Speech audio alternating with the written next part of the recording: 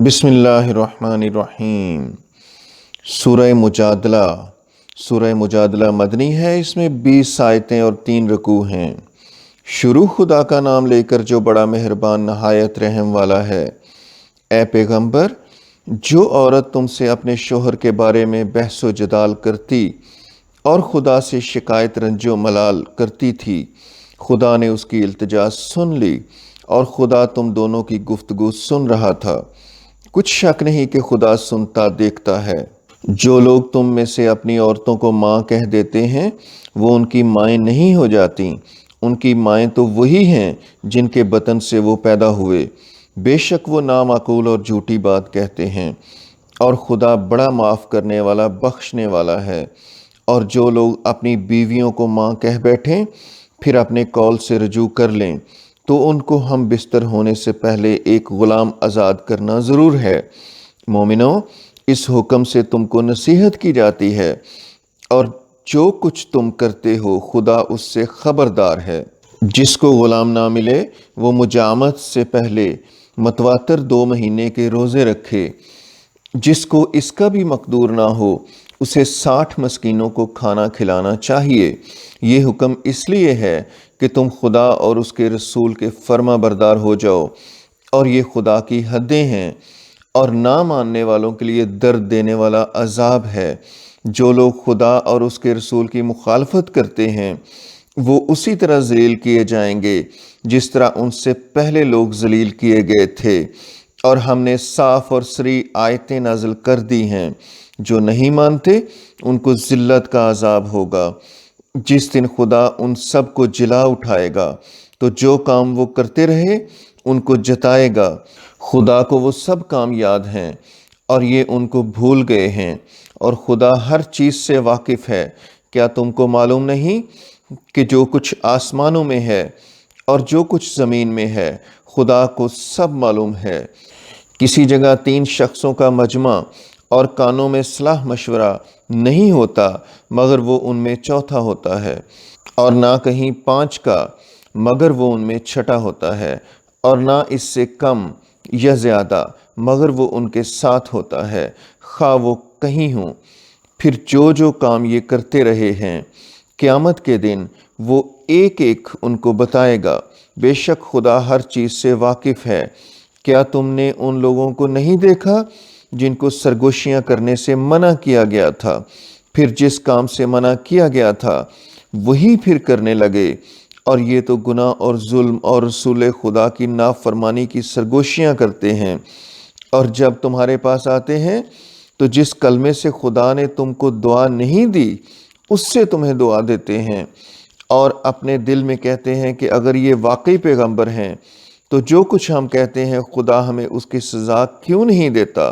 اے پیغمبر، ان کو دوزخ ہی کی سزا کافی ہے، یہ اسی میں داخل ہوں گے، اور وہ بری جگہ ہے۔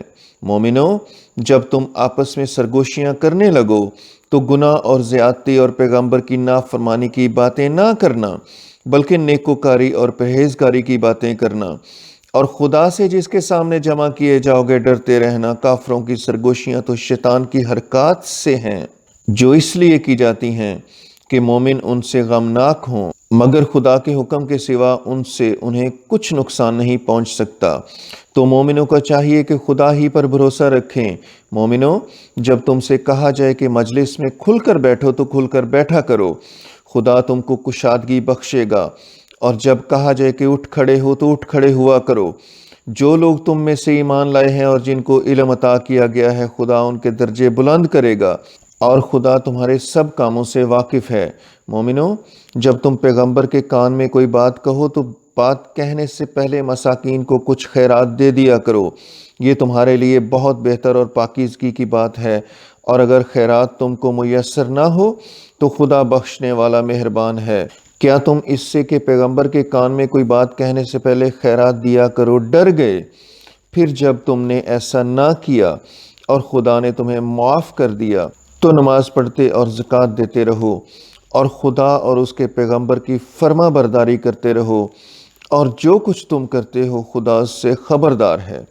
بھلا تم نے ان لوگوں کو نہیں دیکھا جو ایسوں سے دوستی کرتے ہیں جن پر خدا کا غضب ہو، وہ نہ تو زمین میں ہے نہ ان میں، اور جان بوجھ کر جھوٹی باتوں پر قسمیں کھاتے ہیں۔